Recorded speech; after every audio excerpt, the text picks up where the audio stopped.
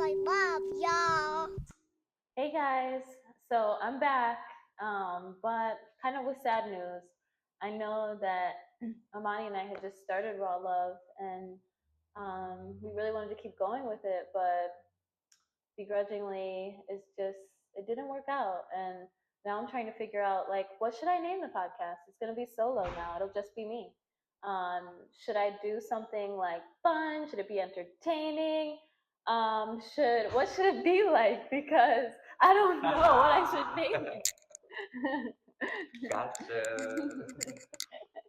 Have fun in, baby.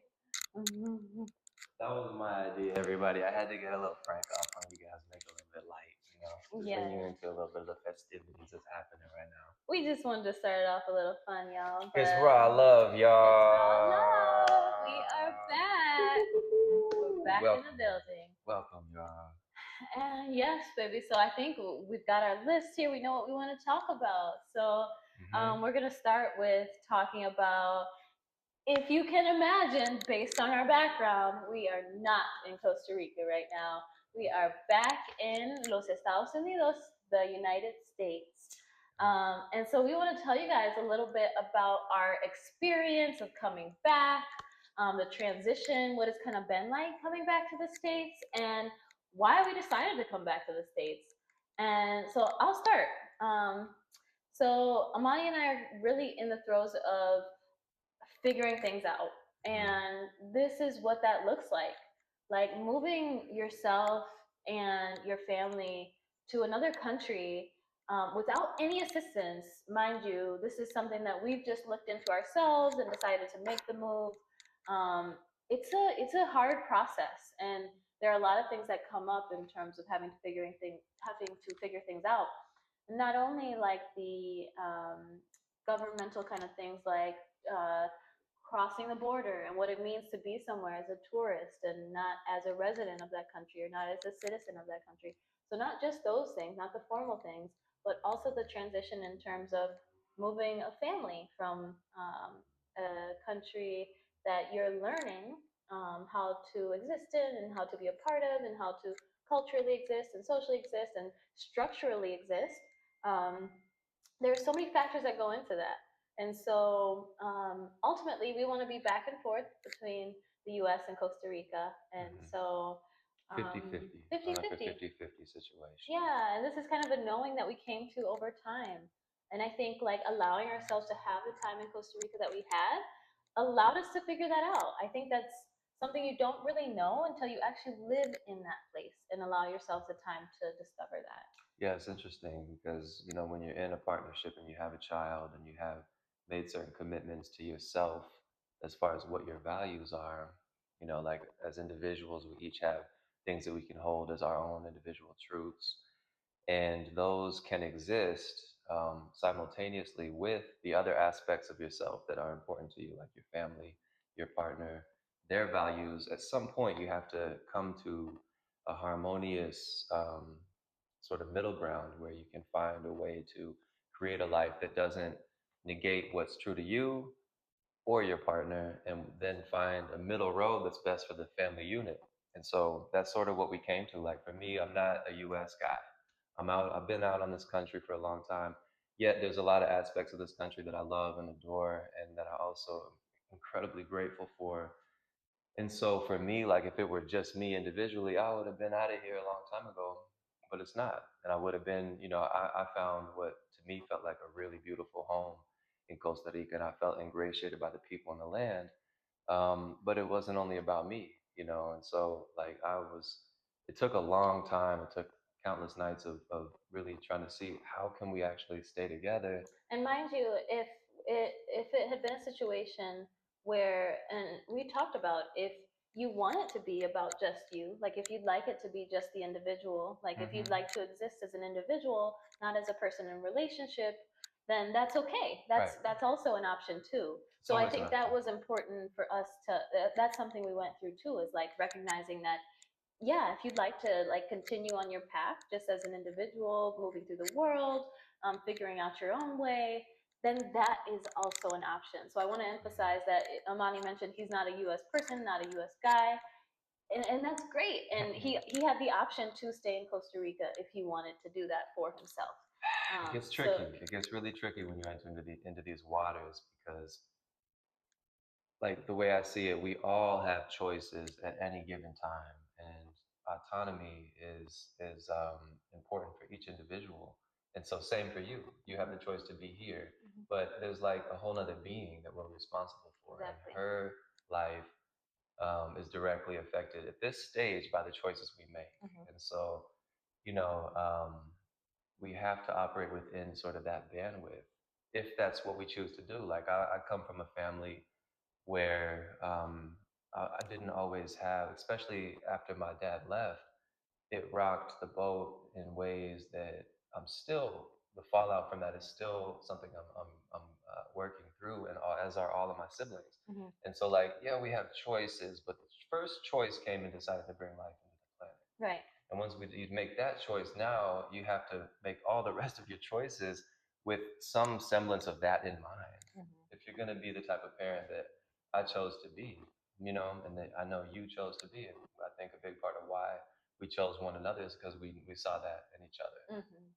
The values of family and being present parents is a big part of what drew us to one another. And so there's like all these contentious things that are like fighting up against each other. And somehow, some way through the grace of the universe, we were able to find the middle road that is still, again, the whole theme of this pod and our life right now is like figuring it out. Yeah. Because it's actively being figured out. And that's probably going to be maybe the theme for the rest of the whole life. Yes. The rest of the pod, certainly. We're always going to be figuring things out. There's always going to be uncertainty. So we're operating within that, and it feels scary at times. It feels like it almost feels impossible at times. When I get in my like real strong, prideful, like I can't. I'm like tunnel vision on my way. Um, in those instances, it's like almost impossible to see your perspective and to see where you're coming from, and it's a dangerous place to make decisions from. So, just a 2 cents, just a little bit of sort of like unsolicited advice for couples, which you probably by now have come to know from me, which is just like if you're ever in a space with your partner and you're arguing, or like you feel like activated and you feel like your blood pressure is rising, you're getting that very familiar place of very unproductive conversation. Um, Take a beat, like take a pause and just reflect on where your charge is coming from, where the reactivity is coming from, and just maybe even don't talk at that point. If you need to, take a little bit of space so that you can allow your true self to come forward and to really be able to see from a more a more spacious perspective. Where is your partner coming from? Is your reaction to them one that you really align with, or is it just a conditioned response, or is it just coming from a prideful ego place? I'd also be really curious to know, like, just hearing you describe your experience, Amani, if other men can relate to that, because I think that they're like just how you were describing. There's this tunnel vision place where you can get into, where you see what you want and what is best for you and what you are drawn to doing. And my perspective is not as, it's very difficult to be able to step into those shoes and have that outside perspective be something that you can consider.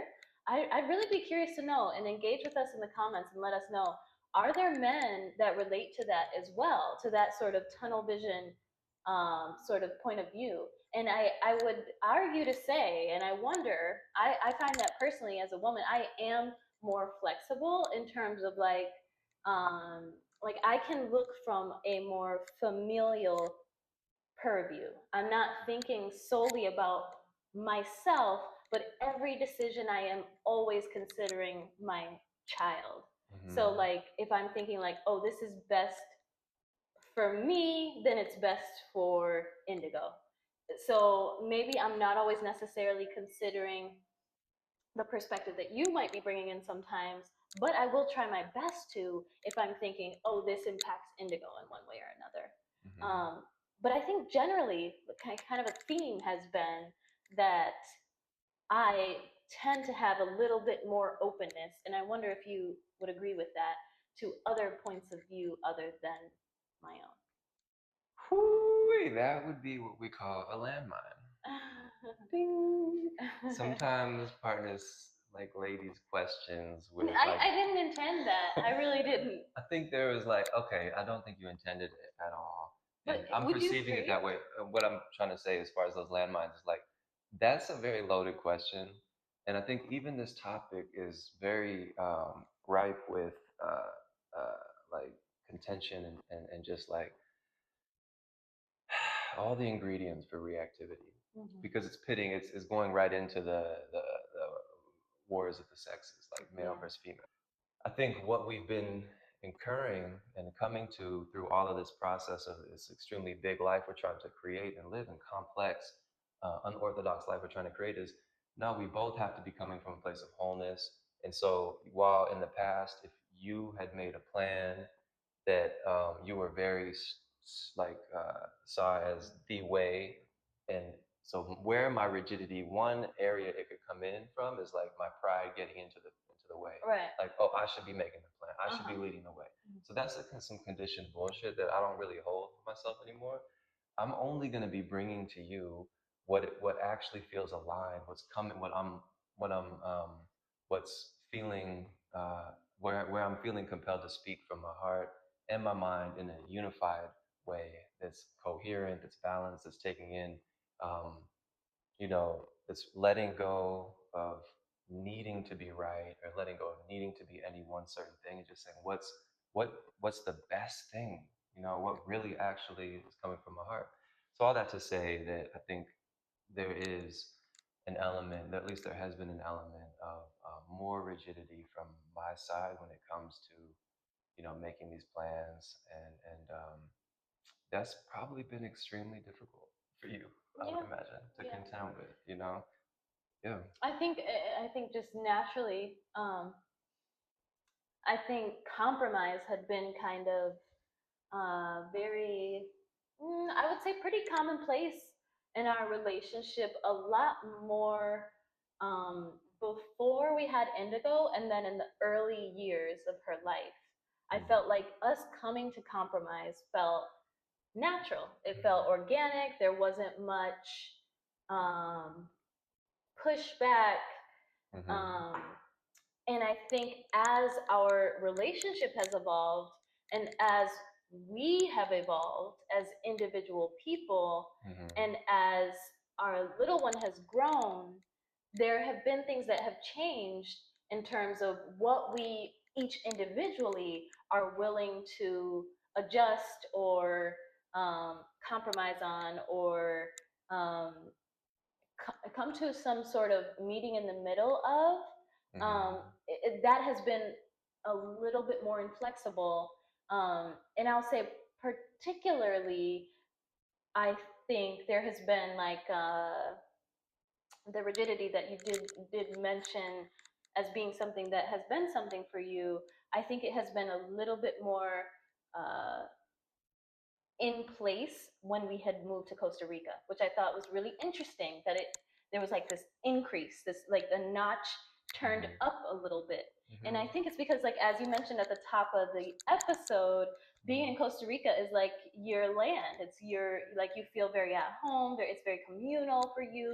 You have found your people there. So I think maybe like standing in that, those knowings for yourself, you felt uplifted by the place in which you were living, like that gave you that under it to say, I'm standing in this a little bit more now.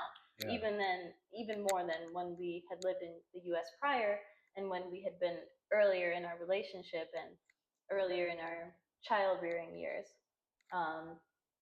But then also I think there's this natural evolution between the two of us that has also just increased on both sides. Not even, I think there has been like rigidity on your side that has been present, but also just for both of us individually, there has also just been this natural sort of increasing as we are spiraling up. Right. There's like a spiral up in terms Exactly. of how we are developing as individual people, Exactly. which makes it it's like there's this opportunity in relationship to actually improve how we exist in relationship because we are evolving as individual people. But because of that, more conflict is certain to arise. I mean, it will just happen because as we are leveling up in terms of who we are as people, there's less flexibility. It's just like it's not even that. Not even that, but it's like you have a knowing. Like I have this knowing for myself. I am more whole in myself. The self-worth I have for myself, all those things, as those increase, it's like now considering another individual, you come in with a more fine-tuned perspective because you are more sure and more assured of what you were asking for or requesting or stating. Right. So not I don't even mean inflexibility in a negative way. I think sometimes inflexibility can be actually something that is necessary when you're standing in what is true for you. So it's not negative. I don't mean to say that that's a negative thing. Sometimes it's positive. And so, yeah, I think the transition it's massive because we're doing something that's really unconventional and living between two places and trying to be in relationship and trying to be parents all at the same time. Yeah, it's like this whole. It's hard. It's very hard, and life is hard. That's what we're here for. And I think that you really nailed it with that. You literally just pinpointed the exact thing that my mom was going to. And it's like, it's why this whole idea of like, till death do us part is bullshit to me. Forgive my French. But it's like, no, like we're in constant flux. We're constantly changing. We should be, and like you said, spiraling up. We're doing one or the other. We've talked about that before, where nothing in nature is stagnant. Everything's either dying or growing. And so if you want your relationship to grow, you have to be honest with each other enough to say that, like, I want to only be with you as long as I'm lifting you up and helping you grow. And as long as the way that I've grown is also congruent with what it is you want. Because I'm different today than I was yesterday. And that's not a bad thing. We have to embrace the changes that otherwise, what are we doing here if we're not improving and getting better and allowing, our partner to be a conduit for change and to amplify and magnify our change and our growth. And so, like, yeah, I think that it is very challenging when you decide to embark upon your life with that lens and then bring your partner into it as well, because it's like it takes courage to say, okay, yeah, like now I'm different. Now I've learned something more through exploration, through being, not really necessarily comfortable with the status quo or comfortable with what life gave me. I'm going to seek out expansion. And in doing so, I'm going to grow and change. And as I do that, you're going to be faced with a new me in a way, day in and day out. And it may be gradual, or depending on how connected we are, it may all of a sudden be like you wake up and you're in a whole new country and you're with someone who's in love with this country. And you have to say, whoa, pause, like, wait a minute. And whatever iteration of that conflict that you mentioned comes about, whenever it comes about, you have to find space and create space to actually talk these things through if you're going to stay together. And if you're going to continue to be able to build. Yeah, exactly. And yeah, you're bringing up some great points here. I think we've gotten into that topic pretty well. I want to move on to our next thing for today. So yeah, I kind of alluded there that we want to ultimately live between Costa Rica and the U.S. And like we said, we are figuring it out. So what that looks like for us is likely going to be between the Midwest in the States and then back in Puerto Viejo where we were living. And that's still a process too. We're figuring out housing. We're figuring out all the things. And so, but ideally, yes, we will be between the Midwest and PV. And also what comes with that is schooling. And I wonder if you guys have any questions about that, feel free to ask us. We're figuring that out as well. And as you might imagine, the Costa Rican school that our daughter is in there's less bureaucracy. So it's more of a remote place. It's not as you don't have all the same structural impact and like the Department of Education. That's different. It's the Costa Rican ministry is like something that's different than here. So there's more flexibility with schooling there. It's more possible to be back and forth in in-person school. Um, and here, there's less inflexibility. There's less flexibility. So we're still figuring that step out, and we're figuring things out one step at a time. We're being present with it because if there's any theme to living between two countries, it's taking things day by day and being in the present because things change so rapidly. And especially in Costa Rica, where we thought we knew what we were doing with certain things, and come to find out we didn't necessarily do it the correct way, or maybe we spent a lot more money than we needed to based Like, what's on. an example of that in Costa Rica? For example, we got a car in Costa Rica. Oh, that is an ongoing thing because there's just one thing after another. We bought this vehicle, which is a Toyota in Costa Rica, and so where we live in Puerto Viejo is it's hard to get to. So like not even like people who are Costa Rican citizens, they aren't really traveling there unless they already live there. Maybe there's the rare few gems that want to make the journey out there, but because of that, you have to buy the car in a bigger city. San Jose is where we bought ours, and then you have to take that car down with you. So you're driving that car about 5 hours, 6 hours, and we bought a car that unfortunately was a lemon, and we didn't know that. And Amani went to purchase the vehicle, and it turns out that he needed translation services while he was there, but we didn't have that, so we just had to get the car. We needed a car for our family. So we ended up pouring so much money into this vehicle, which is now in good shape, and it's working great for us, and we're able to rent it out while we're not there. But that is just an ongoing thing that you don't really know until you get there and just get your feet in the dirt and figure it out. And that's what we were willing to do. But sometimes those things come with a price tag that you just have to be willing to make those kind of mistakes and learn from them, and then see it as like, yeah, we're trailblazing actually. So now we're having the opportunity to learn these things. So hopefully we can, if other people are interested, we can tell other people about our process, and we're willing to help others out. So let's use that as a case study. Like in that example, what I would do differently now is vet the person who. So you have to know your knowledge base. You have to know what it is. You have to know your wheelhouse really well, and then be honest with yourself about the limits of that, and then enlist the right person to fill in those gaps where you may have blind spots or inadequacies of knowledge. So with the vehicle, like I only know so much about vehicles, and so when we got there, I enlisted my homie who I thought really knew a lot. He has a travel agency. He has a transportation company where he's driving people to and from. He has people that work with him. He works with vehicles all the time. I thought he was the guy. And through the language barrier, the beautiful thing about Costa Rica is people want to help. They want to help so much that maybe their eagerness to help betrays their ability to. And so he was like, yeah, I'm all in.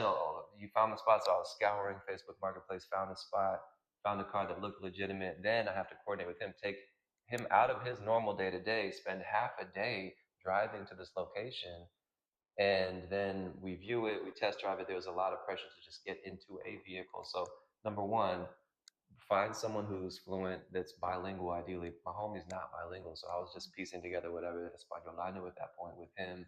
The owner of the vehicle we purchased also was not bilingual, so I literally was like, had put myself in a position to have limited knowledge and information on the vehicle. And so, and with the time bound pressure of like, we need something to move around with, it was sort of the perfect storm to get into something that wasn't actually going to be at least it was going to cause a cascade of further issues that in solving those, we figured we learned we learned some more about the community, we learned processes, we connected and grew our network with people. Now I have a solid team. Like I have my homie Walter, shout out to you, my brother, who's like my guy, my go-to car manager, so that when we buy a second or third vehicle and we want to rent those out, we'll have a team of have a great mechanic now there, two people who I can trust for various aspects of car work, depending on what the issue is, as well. All kind of things worked out because we were willing to learn and bump our head and make those mistakes. So the main thing is like give yourself all the time you need for a vehicle if you're going to purchase one. double your budget because cars are Mhm. typically twice the cost because no cars are made there. So imported cars are at a premium because everything's imported. So all the cars are at a premium. And then there's very limited automatic vehicles. So if you don't know how to drive the stick shift, then you're also going to scale down your available supply significantly, and the Mhm. cost goes up because there's the supply demand economics at play. So all this to say, find someone who's a trusted, you know, mentor, sage, if you will, who can bring you to the actual exchange and can talk and barter, negotiate rather, and really investigate, diagnose the vehicle, and analyze it from a perspective of how well it's been maintained. Anyway, we're not going to make this the car segment, but that's just Yeah, one just tip. ask. Yeah, those tips are great. I'm so glad you brought those up, and I just want to Mm, caveat that with like ask us questions about it in the comments. yeah, We want to engage with you all. So if you yeah. have questions about that process and you want to hear more from Amani about his experience, and if we can even point you in the direction of Hmm. people that are on Amani's team now for the car space, like this is something that we've had to deal with so much that he's really familiar with that. So please ask us Hmm. more about it. Yeah. What Yeah. else we got, baby? So one Let's thing I see. know Got where on. we were leading with the convo was around like what's the transition been like? We talked a little bit in previous episodes about transitioning into a whole new country, what that was like, and dispelling some of the like rose-colored glasses ideas and ideals that we had of that place, and then seeing and verifying other things that we had believed. We talked a lot about that, but now returning back here, we've been in Costa Rica for just to catch those new folks up. And welcome to our new listeners, first Yes. time listeners. Welcome, y'all. Here we are. It's Raw Love. All right. Welcome. And so what would you say have been some of the most difficult things about, or welcomed lovely things about coming back to the U.S. after 8 months in Costa Rica?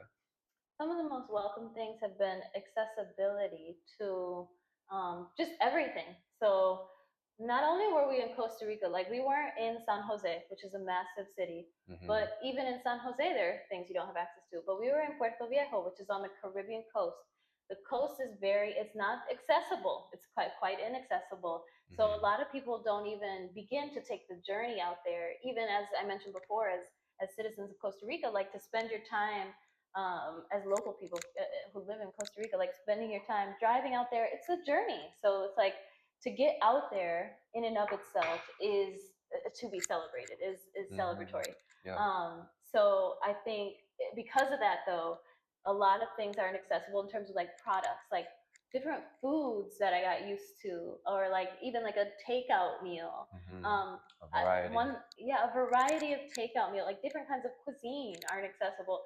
So like for me, something that was really welcome was like this very minuscule thing that I think that you don't really think about when you're just in the US and you have the availability and convenience to do so, is like to place an order on my phone and then go pick it up and not have to necessarily interact with anyone. Right. I can just go up to a pickup counter and Yeah. pick up the meal. Yeah. Like that is something you just can't do in Shout Puerto out to my Viejo. antisocial people and my introverts who love that What can I say? contactless pickup. And I get in my space of that all the time. and I'm just in the that. convenience, like the yeah, it's something that I welcomed coming back Right. here, and I have been taking advantage of that.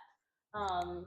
And then also just like being able to kind of jump in the car and like have the ability to just go to one place or another. Like I feel like in Costa Rica we had our car as we talked about, but there's not anywhere to go. So I'm jumping in the car to go to the beach, That's all right. which is great. Which is great. So I'm not even trying to say like that wasn't incredible, but it's just like this sameness. Like I'm just doing the same thing that I don't have really options to go anywhere else. So like there's like one or two places I can go. That's about it, and that's the story. So having the ability to like go to multiple places, it was kind of inundating. Like I was telling my sister the other day, like That's even just interesting. going into like a massive, like a big box store and seeing that I have all these options, like I have more than one type of peanut butter option, was like really welcome to me because I was seeing like, oh, there are all these options out here, Yeah. and like and it was inundating in a way. It was starting. I was getting some like analysis paralysis because like you just don't, you have the one option in in Right. Puerto Viejo. Right. You got the one. You know what the option is. Yeah. And so I almost can see why it can be really almost anxiety laden and ridden for some people to go into stores like that, because you have like all of this here. And I think, and that's part of like American propaganda, and like part of the like difficulty of being in the US is like having all those options all the time. So that has another side to it. But for me, coming back from somewhere where I didn't have any of those options for quite a long time, it was a welcome thing. Yeah, just kind of broadly speaking, when you pare things down and minimalize life so much and you have so few things, there's a beauty in that, certainly.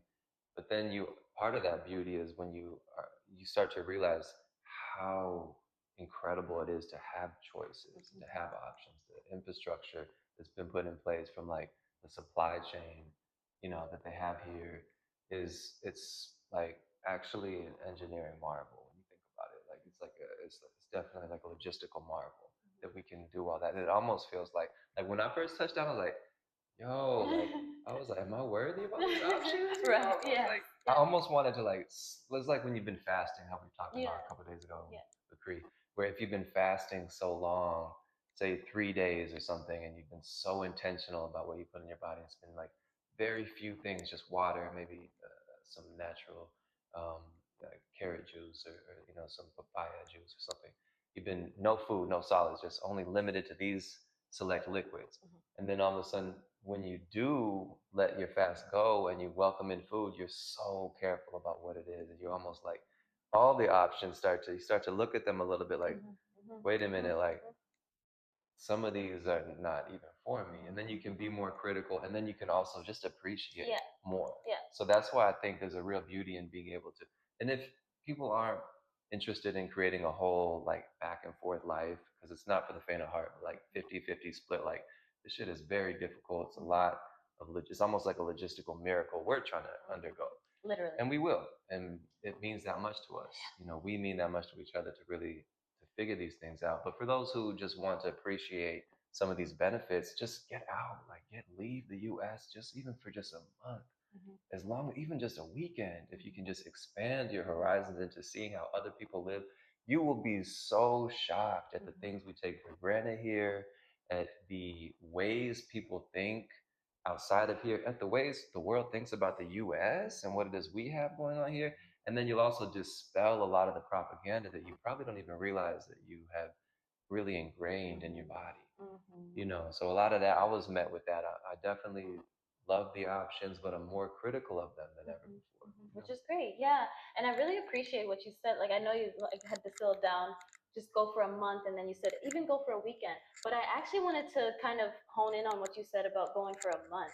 Because I think if you really can go somewhere for a longer period of time, not just a weekend where you can just be a tourist. You don't have to experience any like real cultural integration into another place and recognize the lived experience of the local people and how you can learn to be to integrate yourself in a way where you are not coming with this American mindset that is harmful in a lot of ways if you are not very intentional with how you take up space in the place that you are, and how you are navigating among community, and how you are choosing to be present individually as an individual being, but also how you are moving about different organizations and different places that you are frequenting, and locals or non-locals that you're communicating with and getting to know.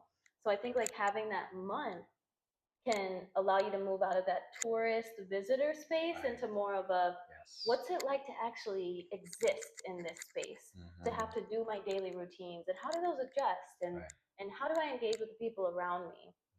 To have needs, to go somewhere and have real needs come up where you have to rely on the systems that are in place. You have to learn them and be flat out uncomfortable for a while you integrate in this almost like weave yourself into the fabric of that society.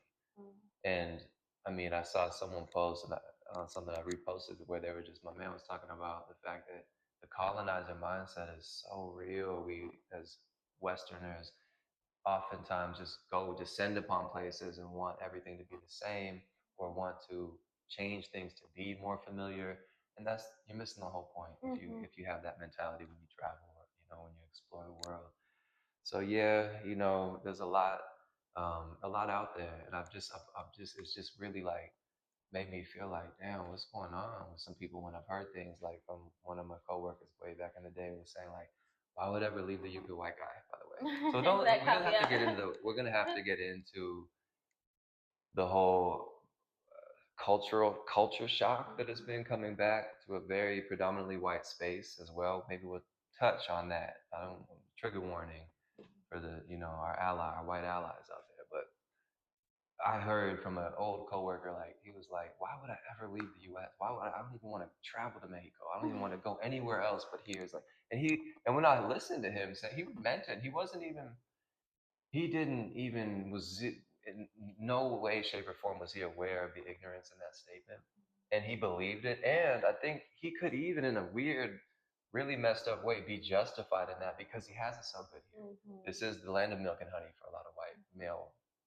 individuals, white male people in white male bodies, especially for them, for a lot of them.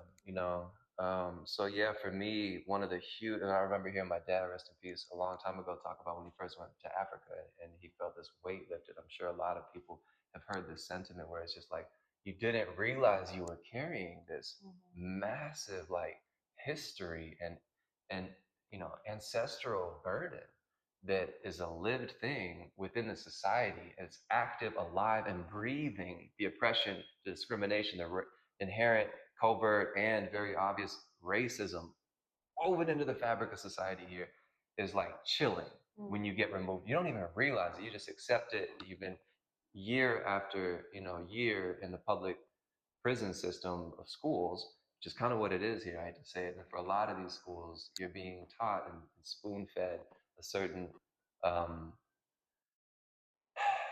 a certain way of accepting whiteness as the standard, that even in the way that they call minorities here, that you're a minority. We are the global majority, just so we should understand that here. Let's be clear. We are the global majority. Right. The way that the terms that are chosen to describe Black people, to even, I mean, we can go into the African American as a term.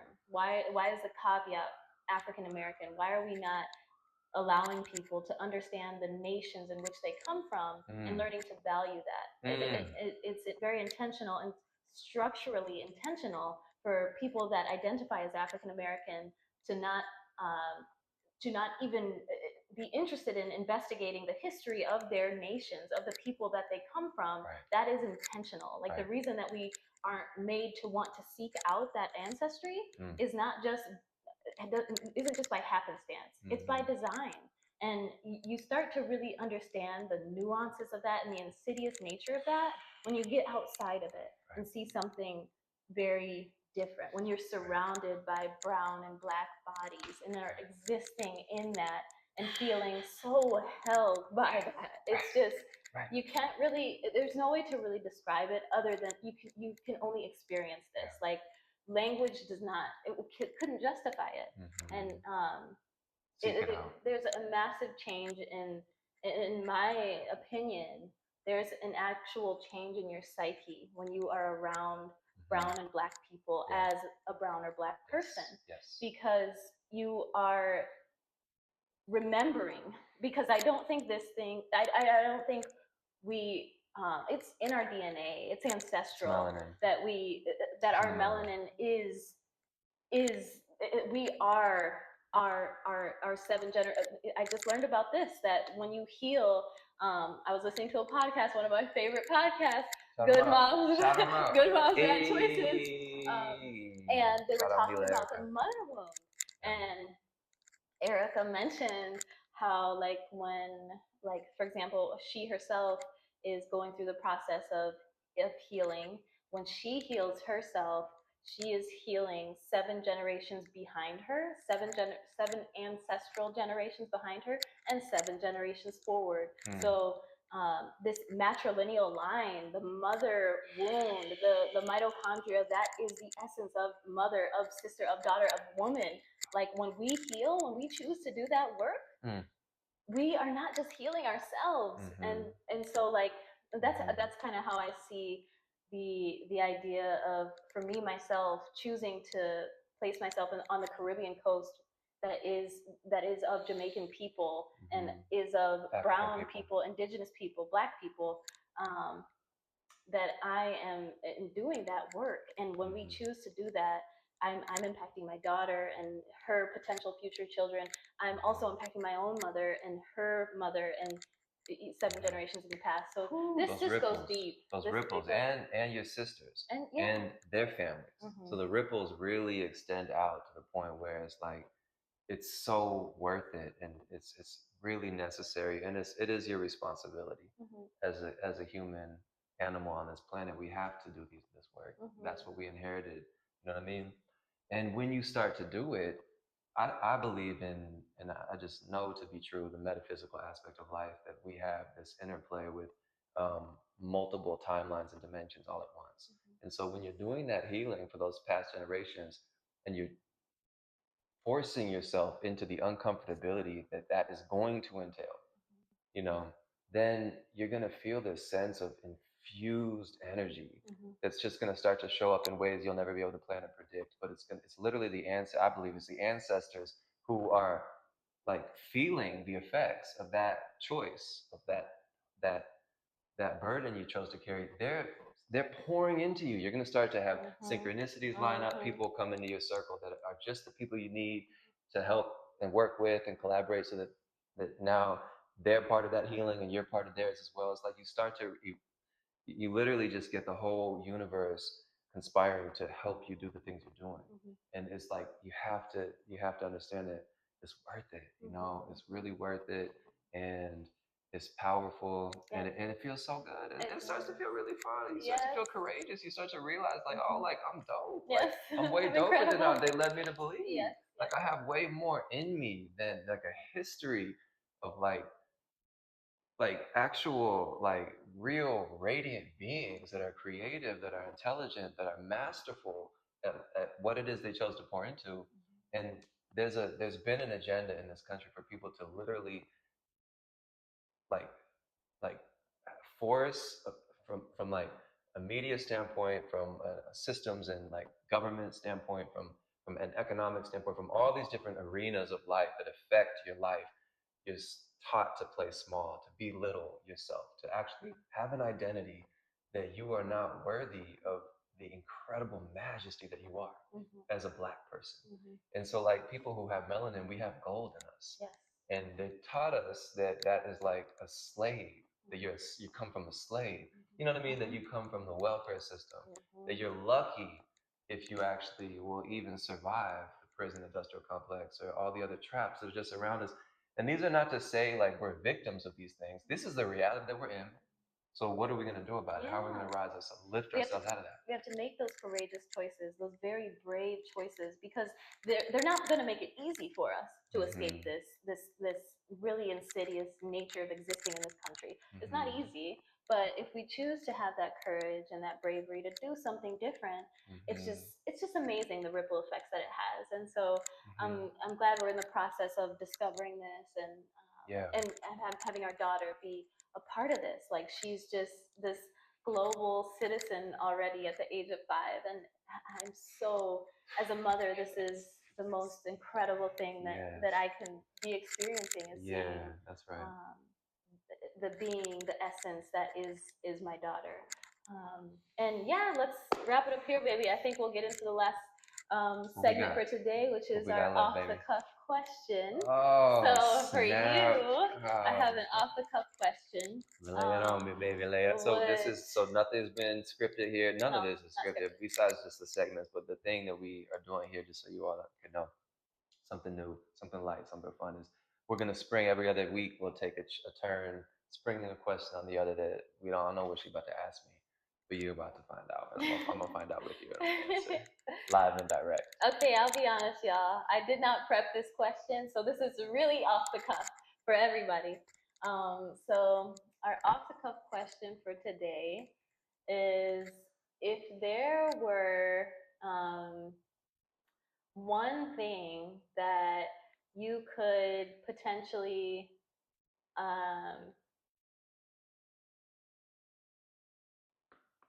We You might have looking to. this up in this Yeah. moment? Why did my palms start to get a little bit sweaty and my heart started going like, what's she about to ask me? Why did I think I was live? I'm currently making this up, y'all. Make it up. Go ahead. Go ahead. You roll with it. So the question is, in Costa Rica, actually, let's keep it on the theme of today's episode. Okay. Was there something about our relationship that you discovered that you want to be a part of our next? Let's stay in the present because relationships evolve and we evolve as people. Okay. That you would like to be a part of or see a change in our relationship now and into the next year?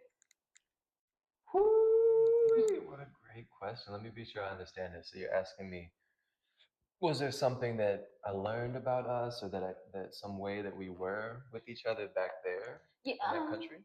and any sort of discovering or like uncovering that happened for you in Costa Rica, like individually, that you realized, that you recognized or uncovered or realized or had an epiphany about in Costa Rica, that you realized you want this to be a part of our relationship now in the present moment or in up into the next year, because I think it's difficult to think about like we continue to change, so I just don't want to make it like you want this for the rest of life.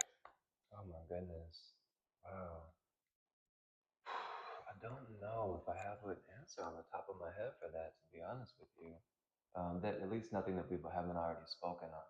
Because when you add the relational caveat, it really makes it a little bit more difficult because we've talked about a lot of the things that we learned while over there. So if I think of something, Even one of those that we talked about. I feel like I just have aspirational things. Like I feel like the things that we attained, and we are operating from that space now already. So if there is something that we uncovered over there that was like a communication style or something that we could, a way that we could be less reactive. So maybe that's one of them. Like I mean, that's kind of what I'm saying. I've spoken to a lot of the strategies as far as like, how we can be harmonious together. So I would say from an aspirational standpoint, I just want to start cooking more. I want our family to cook more. I want us to do more meals. I saw over there a lack of that. So I saw a lack of that where we were eating out every single night, and we would, had by the end 2 options that we were rotating almost every other night. We won't name those because no free ads. No. But what I will say is like we have in me a real magician in the kitchen. Yeah. I mean, I And haven't. in me, we have a real baker extraordinaire. So we have the meal and the sweet dish. And the we have dessert. it all. We have it all. We got the full package. It's just a matter of putting it together. So what I'm gonna do, and y'all can hold me accountable for this. I've taken into the leadership role of saying, okay, I'm gonna list ChatGPT. My ChatGPT's name is Leia, by the way, just so y'all know. So Leia is gonna put together an ingredients list of things around here locally that are in the local grocery stores that will be easy vegetariano meals that we can make. We're vegetarian in our house, and I just want it to be. I want us to overcome the hurdles that have prevented us from having regular family dinners, because it was a staple of my childhood. I know it was a staple of yours in the degrees that it was available for us, and I want that for our daughter too. It's just like a matter of like taking the steps, getting the ingredients, doing the shopping, planning in the prep time, and then doing it and prioritizing it. So next time we see y'all, which will be next week, by the way, if it's been disruptive or maybe whatever adjective you want to use, if it's prevented you from tuning in with us, our inconsistency, rest assured it's gonna be on a regular weekly pause from now on, y'all. Actually, let's say bi-weekly. Just to give us a little, a nice ramp up. Ramp up. Yeah, for the ramp up, count on us. 2 weeks from now, same time, same place. Actually, probably different place, same time, perhaps. Maybe. But just 2 weeks from now is what we're gonna commit to. 2 weeks, y'all. And thank you for tuning in to the Raw Love Podcast. It's Raw Love, y'all. Peace and light. Peace. It's all about the love, y'all.